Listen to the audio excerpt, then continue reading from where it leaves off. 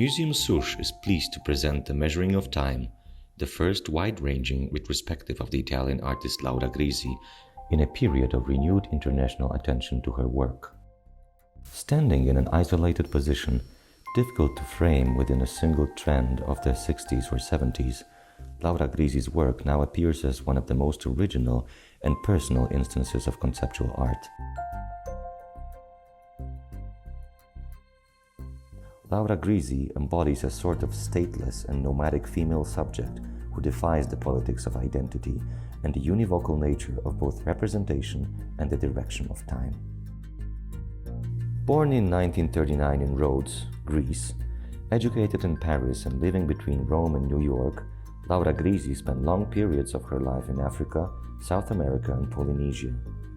These encounters outside Western culture were destined to make an indelible mark on her experience that was increasingly focused on the search for a cosmic mindset or science of the concrete, to cite Lévi-Strauss. Laura Grisi's entire work is a titanic effort to account for the scope and multiplicity of that which is imperceptible, and also of the infinite proliferation of that is possible. The exhibition The Measuring of Time concentrates on the first 2 decades of Laura Grisi's activity.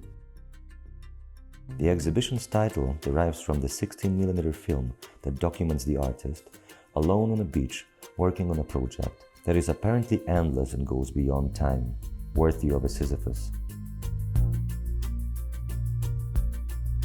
In addition to the exhibition of important works from the 60s and 70s, and the presentation of some of the artist's fundamental research documents, the exhibition provides an opportunity for the reconstruction of some of the environments dedicated to natural phenomena, such as the fog, the rain, the wind. One of these environments is the Whirlpool room from 1969, which opens the exhibition as the access key to the cosmology that informs all of Laura Grisi's work. This is a video projection on the floor that reproduces a circular whirlpool into which the public is invited to enter.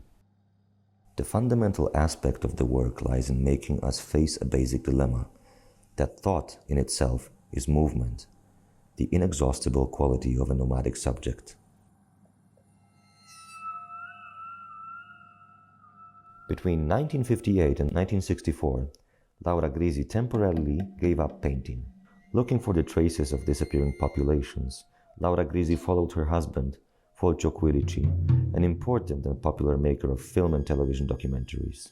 Armed with a Hasselblad and a Rolleiflex camera, she dedicated herself to documentary photography, close to the style of Magnum photographic reporting. I was interested in finding affinities between ethnic groups that were both very different from each other and also often alike, with similar mythologies, rituals, customs, and habits, also occurring in countries quite distant from each other. There is no doubt that the photographic medium was the instrument considered the most suited to capturing these traces before they disappeared.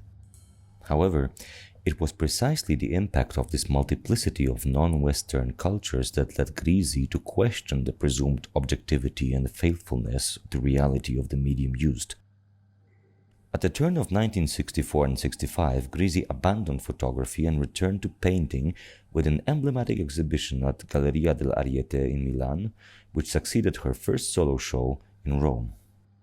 These works represent a character within the universe of appearances. They are like a world seen through a camera lens, a medium that emphasizes the reproduction of reality. Rather than a represented space, there is the photographic space of representation, where all the attention is on the deconstruction of the photographic medium. This was a world seen through a lens with an altered focal distance. The rest of the canvas was filled with precise, meticulous diagrams and descriptions of all kinds of lenses, photographic calculations, times of exposure, aperture widths. In 1966, at the 33rd Venice Biennale, Laura Grisi presented a large, variable mobile, multi-material diptych. At the core of my variable paintings lies the desire to use the image over successive periods of time, to imbue the same image with different meanings. The two large pictorial compositions entitled Omaggio ad Constable and Omaggio a Gainsborough are now presented together once again after many years in the main room of Museum Susch, accompanied by further works in the same series. I was trying to reach another dimension, which the static surface of the canvas was unable to provide. These works continue rather to interrogate the perceptive moment as such. I was playing a game of opposites. An image of myself was seen by the outside world, but at the same time, the situation was reversed, and my image became the spectator. The painting was a stage for this dialectic, a cool description of a motionless figure that had an abstract presence in a changeable configuration. The work had two levels of communication. It was a bidimensional world, seen through a kaleidoscope, representing both the instant before movement and the instant after its transformation into another image. In effect, the view is not established in any definite way. It mutates a number of times and opens up to a plurality of readings. The figures that define the landscape are reduced to silhouettes that stand out from the plane with flat colors and no depth.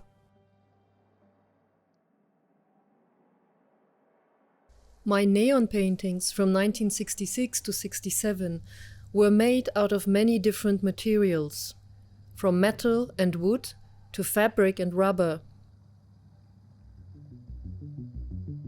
With neon, I wanted to create effects of depth, to exploit light for its possibilities of refraction, to create dimension and an artificial perspective, a three-dimensional painting in neon.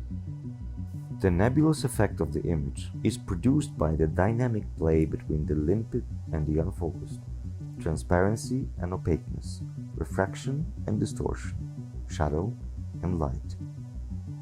Box-like structures now appear moving the view of the external landscape inside. These demarcations of the image were all on human scale. The neon painting series transmitted signs of the urban environment, figures imprisoned as if in glass booths, malaise, incommunicability, the ambiguity between the backlit figure and the spectator.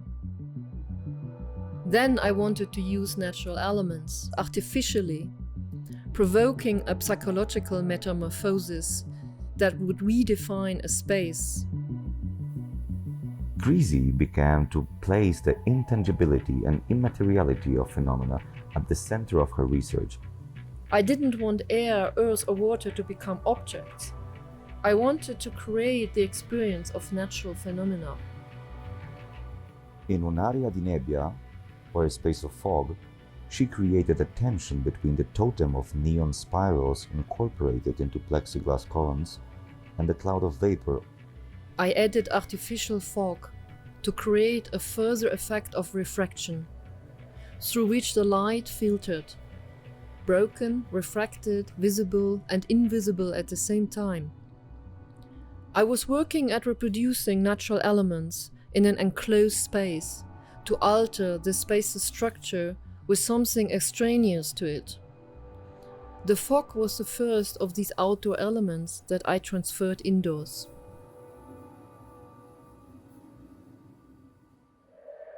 One of the earliest works in this series dedicated to natural elements was Laura Grisi's first 16mm film, Wind Speed 40 knots from 1968.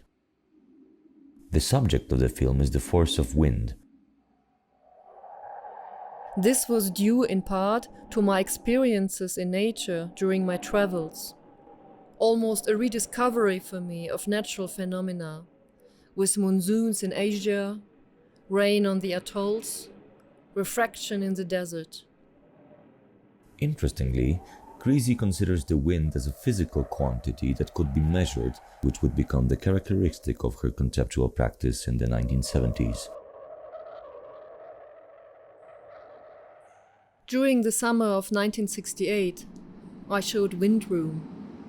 I decided to reproduce a particular wind speed, 40 knots, with a wind machine in a closed environment of a gallery, altering the usual connotation of its space. It was a time of worldwide student protests, a period of illusion, as it turned out.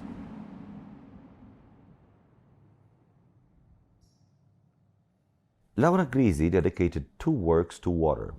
The Drops of Water presented a large, shallow basin into which drops of rain fell from on high at a regular pace. I wanted to create the natural effect of the sound of water, to create an environment where one might meditate, listening to the noise of the rain.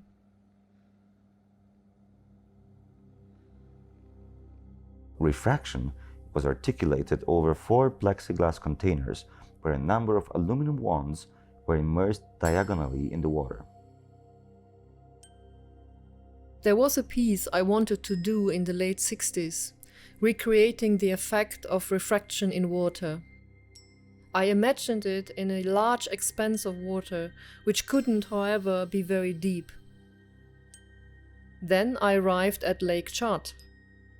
One of the largest lakes in the world, is also the shallowest of any approaching its size. I had found the place I was looking for to make my refraction piece.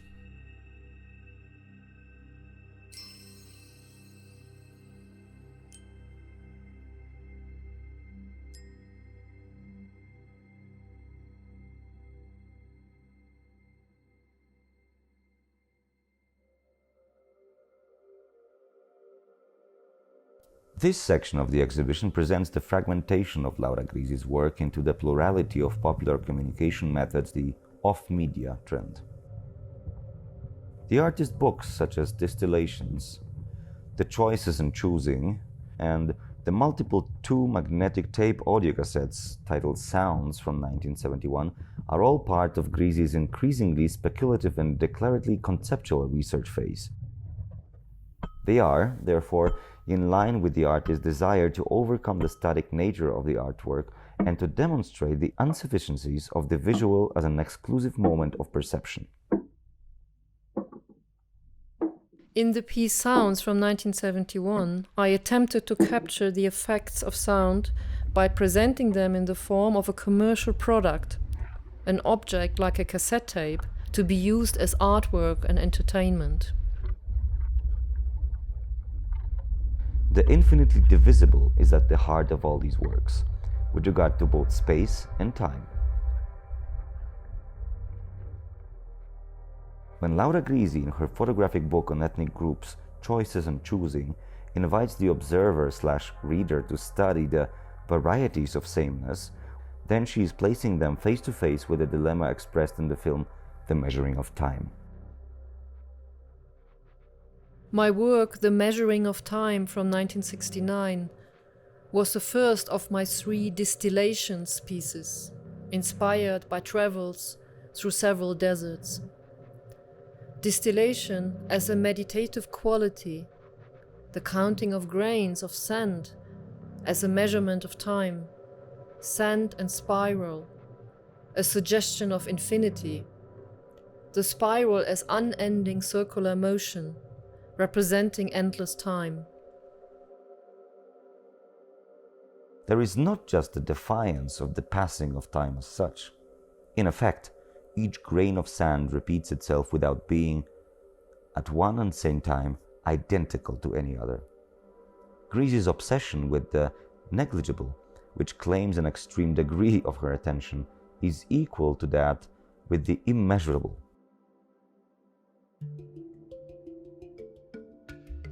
In the work Pebbles, the stones are treated as arithmetic symbols that become the numerical units of a mathematical permutation in such a way as to turn a spatial order into a succession. It was not the artist who provided a pre-established order, who chose one preferred combination over another. The artist rather complied with all these combinations that the permutation process provided. Arranging 5 pebbles in every mathematical permutation of their sequence, there is the possibility of 120 different combinations in the same space. The piece is a reflection on the data of reality applied to a finite number of stones to give a different order to natural objects. It reminds me of Galileo's description of nature. Nature is like a book of infinite pages. The language in which it is written is mathematics, and its letters are geometrical figures. Shown alongside the photographs was a 16mm color film in which the artist, in a stone quarry and surrounded by an infinite number of pebbles, began an open cycle of possible combinations. The exchange between the real data and numerological units was a pure formality, methodological.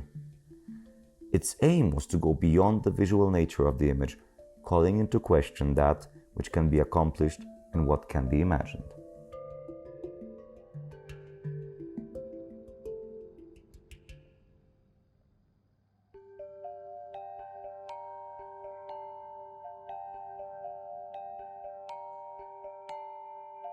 In a similar sense as in Pebbles, the work Stripes from 1974 directly translates the phenomenon of the rainbow into an abstract sequence of 6 colors with which the artist aimed to visualize all the possible juxtapositions within a single space, taking the form of an oriental scroll.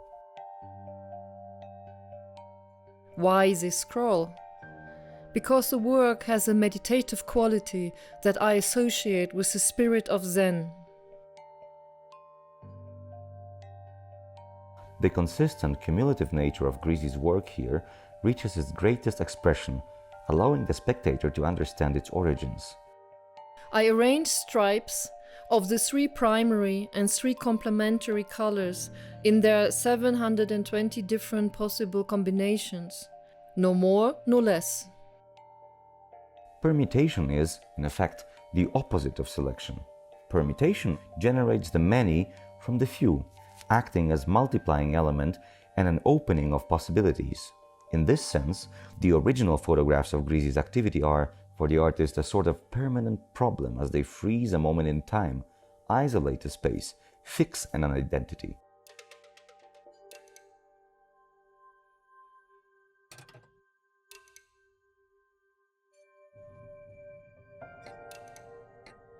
The last section of the exhibition presents photographs in Hypothesis About Time from 1975.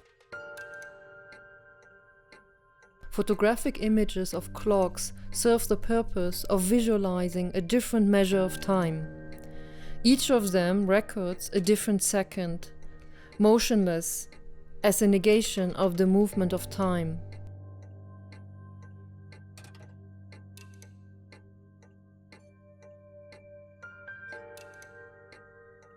Contrasting the single-directedness of time, the hypothesis about time visualizes the permutation of the interval of a second, calling into question the relationship between past, present, and future.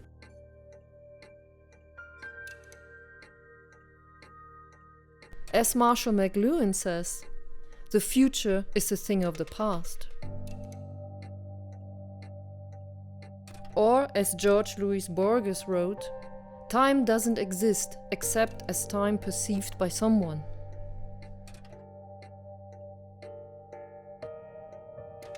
Con tempi diversi dovuti alle permutazioni, le lancette che cambiano, per cui passato, presente e futuro non hanno più l'ordine cronologico consueto, ma diventano, si capovolgono, il passato va al posto del presente, e questo l'ho fatto in vari modi. È proprio studiato che con queste permutazioni succede questo, che il tempo si cambia.